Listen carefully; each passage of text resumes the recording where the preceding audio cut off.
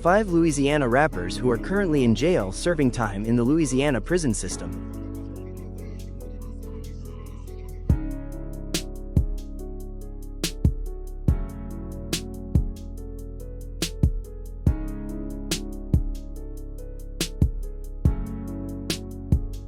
Number 1. Juice Bentley. A Baton Rouge-based rapper, Davian Bentley, who is currently serving a life sentence for murder. Music career: a rapper from Baton Rouge, Louisiana, known for songs such as Wartime, Homicide, and collaborations with Kevin Gates. His music is available on platforms like Spotify and SoundCloud. He also had several local hits when he was younger. Was very popular in Baton Rouge. He was out right before the NBA era started. His homie and former group mate Mula Pugh is still relevant. He was seen on Youngboy's Massa tour a few times with NBA Youngboy and crew. Legal conviction: in August 2023, he was sentenced to life in prison without parole for the September 2020 murder of his ex-girlfriend, Brenda Mullins. Recent status: as of late 2024, his conviction and sentence were upheld by the Louisiana First Circuit Court of Appeal. He went on the run and was captured in Denver, Colorado. Here the news article from that. Let's run it. Ex-girlfriend is on the run.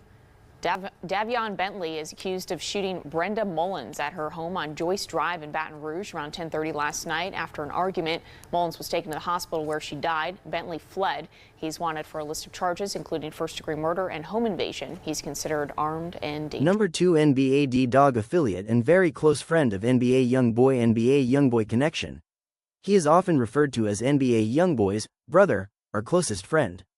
Youngboy has famously supported him through music, most notably with the 2019 hit song, Free D-Dog.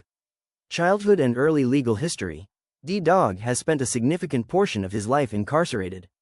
He spent most of his teenage years in juvenile detention and prison, famously missing much of the early rise of NBA Youngboy's career. Frequent incarceration: he is known for a cycle of short-lived freedom.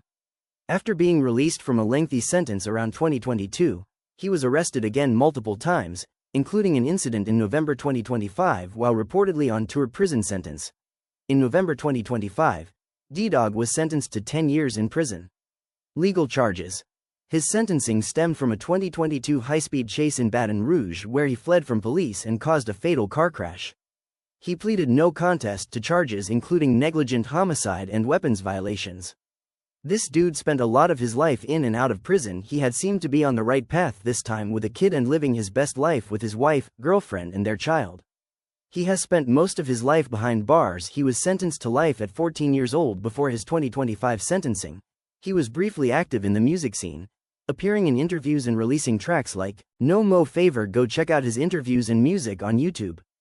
Check out this news article real quick, family. 2012. Picked up on attempted murder charges, out on bond Monday when he led police on a chase that left a passenger in his car dead. Chris Nakamoto with the troubling trend that has been exposed by the investigative unit now for years. Michael, it has happened again. A suspected career criminal out on bond caught committing more crimes. Tonight, a passenger in his car is dead after the driver with an extensive criminal history fled from police. Mangled metal and car fragments are all that's left after Darian Bailey refused to stop for police and slammed into a car on Winborn Monday afternoon. A passenger inside the car Bailey was driving died. Years ago, Chief Murphy Paul talked about the problem his department was having with the revolving door with the justice system. We dealt with him before. The same individuals. That is what I hear from my officers. We arrest them. And then we have to deal with them again. Shooting incidents, murders. What's right about that? Tonight, the WBRZ investigative unit uncovered Bailey has a conviction tied to a 2012 murder. Derek Marino was killed. His wife and daughter ran out of the home, barely escaping the gunshots, after Bailey and 2 others showed up and killed Marino in what was described as a robbery. This was Marino's aunt at the time of his murder. They're cowards, and all I got to tell them is they need to get up and get them a job, therefore they won't have to rob other people. The WBRZ investigative unit uncovered a troubling history with Bailey, now tied to multiple crimes. Court records show Bailey was arrested at the age of 14 for a murder off Wyandotte in 2012. He pled guilty in 2019 to a manslaughter charge. Between his arrest for the murder in 2012 and now, he was also accused in an attempted murder from 2018. He was arrested for that shooting this month and was given a $300,000 bond by Judge Fred Crevassi. Days later, Bailey posted bond and was involved in a chase where he fled from police. It ended with the death of a passenger in his car. Questions are being raised about whether a judge even looked at the suspect's record. How did that suspect manage to get a bond with a conviction on his record tied to a 2012 murder case? Those are questions we reached out to the judge's office to explain. In an attempt to see how the system can stop repeat offenders from continuing to cause havoc on our streets, more than a year ago we showed you this trio of troublemakers, out free on not one, not two, but 3 different bonds.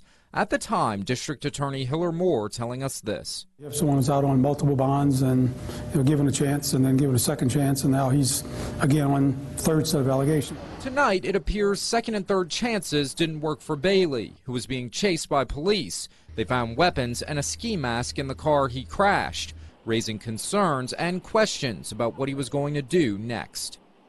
Sources provided us with Bailey's identity. He is still in the hospital tonight, but police have said he'll be booked with multiple crimes when he's released. Meanwhile, calls to the judge's office were not returned by News Time. For his role in the 2012 murder, Bailey was sentenced to 10 years at hard labor. He did about 7 before it was back out on the streets, allegedly committing more crimes. Michael? Number 3, the rapper known as Mystical, real name Michael Tyler, is currently in jail without bond in Ascension Parish, Louisiana, awaiting trial on charges including first-degree rape.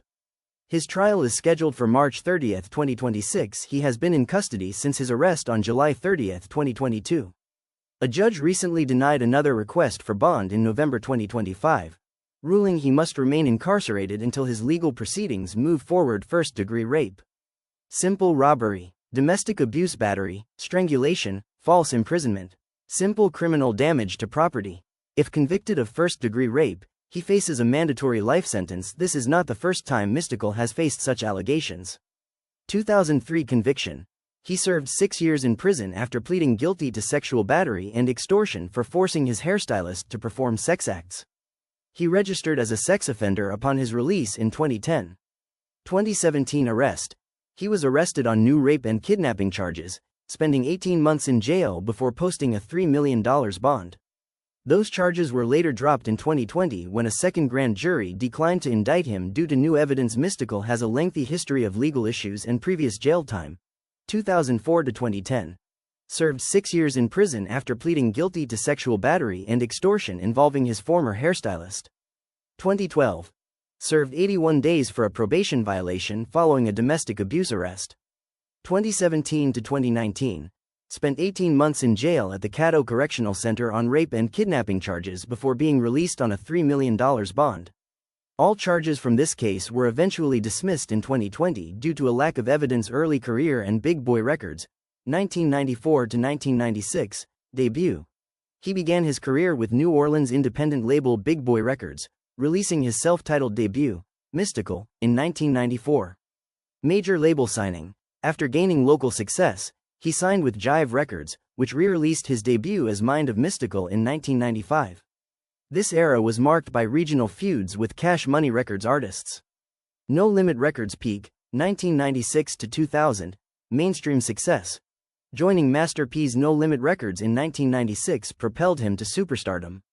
He released 2 platinum-selling albums during this stint, Unpredictable, 1997, and Ghetto Fabulous, 1998. Group work. He was a member of the No Limit flagship group 504 Boys, contributing to their hit single, Wobble Wobble. Signature vocal style. He became known as the James Brown of rap for his military squadron style and abrasive delivery. Solo career pinnacle, 2000 to 2003, chart-topping success. After leaving No Limit, he returned to Jive Records to release Let's Get Ready, 2000, which debuted at number 1 on the Billboard 200. Major hits. This era produced his most famous singles, Shake Ya Ass, and Danger, Been So Long. In 2001, he achieved his only Billboard Hot 100 number 1 as a featured artist on Joe's Stutter. Critical acclaim. His final pre-prison album, Tarantula, 2001, featured the hit, Bouncin' Back, Bumpin' Me Against the Wall, and earned him Grammy nominations for Best Rap Album and Best Male Rap Solo Performance in 2003. Now, Michael Tyler, better known by his stage name Mystical, faced an Ascension Parish judge today.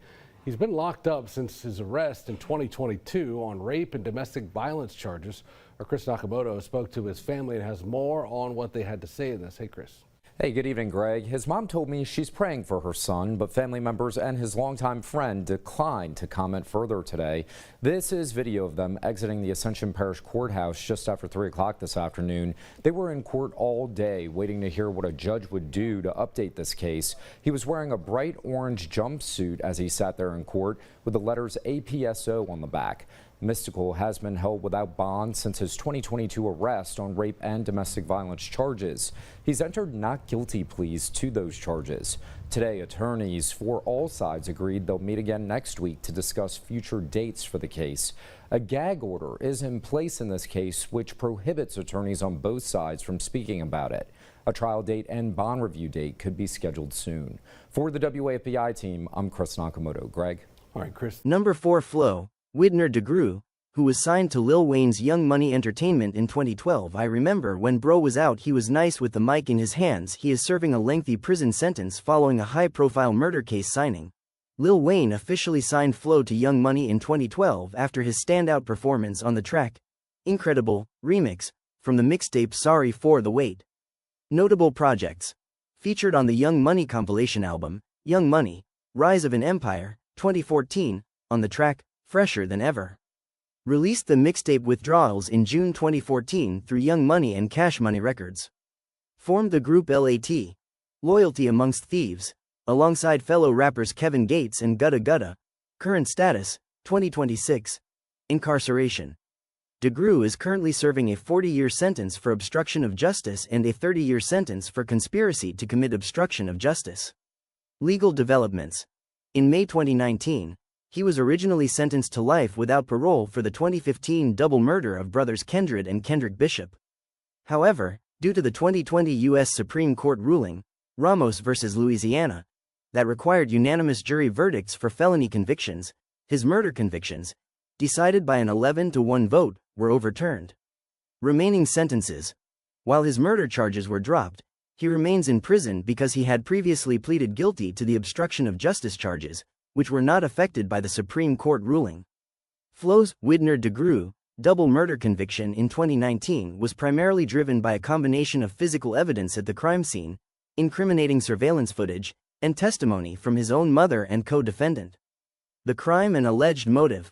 The incident. On May 25, 2015, brothers Kendrick, Muddy Cup Buddy, Bishop, 22, and Kendrick Bishop, 18, were found shot to death inside a black Kia sedan in New Orleans East. The motive. Prosecutors argued that Flo killed the brothers, who were his friends and business partners, in retaliation for allegedly stealing $8,000 in cash and 2 firearms from his girlfriend's car a week prior. There was a lot of key evidence. The cell phone. Flo inadvertently left his cell phone at the murder scene. Dropping his phone at the scene was a very big mistake. He was recorded on a police officer's body camera frantically returning to the scene to claim the device, initially telling investigators inconsistent stories about how it got there. Surveillance video. Footage from a nearby gas station showed Flo and his co-defendant, Jonathan, Lil Joe, Evans, together shortly before the shooting. Co-defendant testimony. Evans pleaded guilty to manslaughter and testified that he and Flo ambushed the brothers, faking like they were going to get into the car before opening fire with a 9mm rifle and an AK-47. Family testimony. Flo's mother, Chantel Edwards, testified against him, stating she had helped dispose of the weapons used in the slaying. So he actually went back to the scene of the shooting to collect his cell phone. After the murders, he went on to post a tribute to one of the victims on his Instagram account. Number 5 Corey Miller, better known by his stage name C Murder, is an American rapper from New Orleans who rose to fame in the late 1990s as a member of No Limit Records. He is the brother of hip-hop mogul Master P and rapper Silk the Shocker. No Limit Records. He was a prominent member of the supergroup True and the labels No Limit Soldiers era. Major hits. Known for tracks like Down for My Ends and Hoodie Hoo. Commercial success. His 1998 debut album, Life or Death, was certified platinum, and his 1999 follow-up, Bossellini, went gold. Prolific output. Despite his incarceration, he has released numerous albums and mixtapes, including Ain't No Heaven in the Pen, 2015, and Give Me Freedom or Give Me Death, 2021. Legal status, 2026. As of early 2026, Corey Miller remains incarcerated at the Louisiana State Penitentiary, Angola. Conviction. He is serving a life sentence for the 2002 second-degree murder of 16-year-old Steve Thomas at a Harvey, Louisiana, nightclub. Appeals and controversy. Miller maintains his innocence. His case has gained national attention due to recanted witness statements in 2018 and his conviction under Louisiana's former 10-2 non-unanimous jury rule. Recent activity. In late 2025, he launched a podcast series titled The Corey Miller Diaries to document his legal journey and experiences behind bars. High-profile advocates, including Kim Kardashian and R&B singer Monica, have publicly campaigned for his release. The nightclub incident, 2002. On January 12, 2002, Steve Thomas was fatally shot in the chest during a brawl at the Platinum Club in Harvey, Louisiana. Thomas had used a fake ID to enter a rap contest where Miller was present. Witnesses initially identified Miller as the shooter who stood over Thomas and fired. 2 trials and a conviction. First trial, 2003, Miller was found guilty of second-degree murder, but the conviction was overturned in 2006 because prosecutors had withheld the criminal backgrounds of key witnesses. Second trial, 2009, a second jury convicted Miller of second-degree murder on August 11, 2009. This led to a mandatory life sentence without parole. Bro was a very talented artist, would have loved to see what he could have done if he would have stayed free. 3. Key legal controversies. Witness recantations, 2018. Key witnesses Kenneth Jordan and Darnell Jordan recanted their testimonies, claiming they were coerced by detectives who threatened them with their own criminal charges. In 2019, a judge ruled these recantations not credible, denying a request for a new trial. Non-unanimous jury. Miller was convicted by a 10-2 vote. While the U.S. Supreme Court later ruled in Ramos v. Louisiana, 2020, that non-unanimous verdicts are unconstitutional, the court ruled in 2021 that this does not apply retroactively to closed cases like Miller's. Jury misconduct claims. During deliberations, a juror later alleged she was brutally pressured by others to change her vote to guilty just to end the process.